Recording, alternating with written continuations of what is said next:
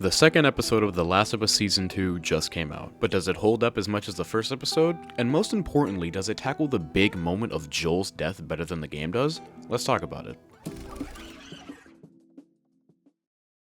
Episode 2 of The Last of Us Season 2 had some serious highs, but man, it kind of fumbled the bag in some ways that are really hard to ignore in my opinion. Jackson being front and center was a great decision the show decided to make this episode, and it fixed one of the main issues from the last season, that being there not being enough infected. The raid on Jackson brought that intense chaotic energy that was missing from the last season, and the avalanche of zombies was a really good concept, further emphasizing that the virus is evolving in more ways than one. Chef's kiss. The completely original to the TV show plot about the zombies breaking into Jackson, so impactful and action-packed. It felt very reminiscent of Game of Thrones with the White Walkers, with a little bit of World War Z flair added to it. I loved the fast-paced chase scenes with Abby, and it was overall very well executed, and it looks really good on top of everything else.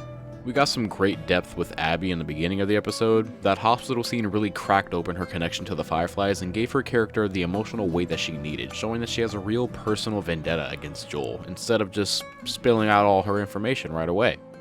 Until they actually did do that, but we'll get to that later. And I've got to say, the choice to keep Ellie and Joel's conversation off screen until the right moment was super effective in my opinion. I can already tell that when Ellie tries to kill Abby at the end of the season, it will cut back to their conversation here, some really nice moments to foreshadow for what's to come. But then there were choices that just didn't hit the mark for me. Having Joel go off with Dina instead of Tommy makes sense on paper given their established history, but Tommy being sidelined kinda doesn't make sense for how the story is supposed to go forward. We know he's going to go off and find Abby and her crew, but how can he do that if he hasn't seen them or any Fireflies?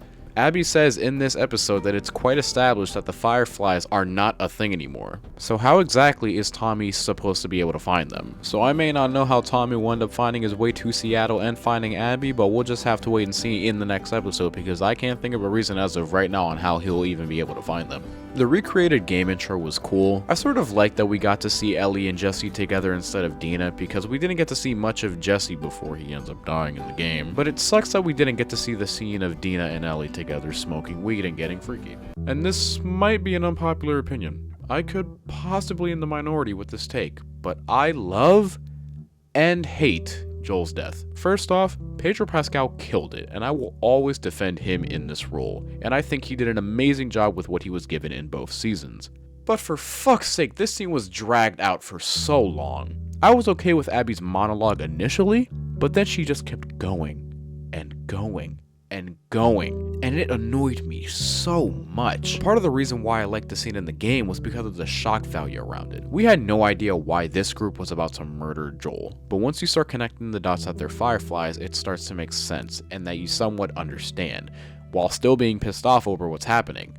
But in the show, they literally spoon feed the information to you of everything going on like we haven't been paying attention for the last 2 episodes. I was fine with her bringing up her dad, whatever, that part makes sense. But calling Joel hot? Are we serious right now? Talking about her new group at the WLF and how they don't kill the defenseless? Why even bring that up if you're doing the exact opposite? And this also might be a unique take, but the editing kind of threw me off in the scene a bit. It didn't show Joel screaming in pain once he got hit at all, so it kind of took me out of it. Every time he gets attacked, it cuts away. I don't know why they chose to do it like that, but in my personal opinion, it felt very awkward to me and I felt really out of the scene. But on to my positives of the scene. I really liked the decision of having Ellie be awake for Joel's death and having her crawl into his body and hugging him as he's dying. It felt very emotional and Bella Ramsey played that scene out perfectly. Say what you want about Ella Ramsey's casting as Ellie, but you absolutely cannot deny that her acting in this scene was amazing.